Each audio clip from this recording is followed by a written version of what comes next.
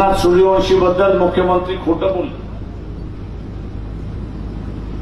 एकही आमदार मला असं मिळाला नाही किंवा मुख्यमंत्री खोटं बोलले. त्यांनी असताना आपलं दिलेलं स्टेटमेंट दुरुस्त करावं आणि सभागृहाची माफी मागावी असं देणारा एकही आमदार मला मिळाला नाही.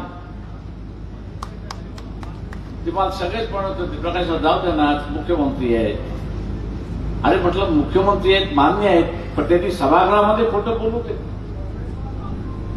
किंवा सभागृहामध्ये चुकीची माहिती अगोदरच्या अधिकाऱ्यांनी दिली असेल मान्य आहे मला, पण नव्यानं माहिती आल्यानंतर स्वतःहून दुरुस्त करण्याची हिंमत नाही, ताकद नाही. हा म्हटलं कुठला असणारा मुख्यमंत्री.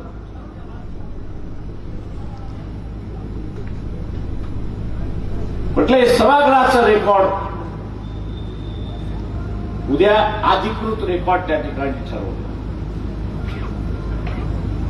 आणि 100 वर्षानंतर कोणी तपासेल तर मुख्यमंत्री सभागृहामध्ये म्हणतोय की तो हार्ट अटॅकने मेलाय आणि पोस्टमॉर्टम रिपोर्ट असं म्हणताय आणि कोर्ट त्याच्यावरती विश्वास ठेवून म्हणताय की त्याच्या नसा तुटल्या म्हणून तो असणार नाही.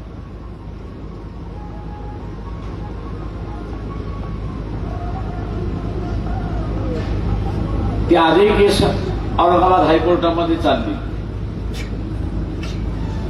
सरकारचा पूर्ण प्रयत्न चाललाय की तिला दाबून टाका,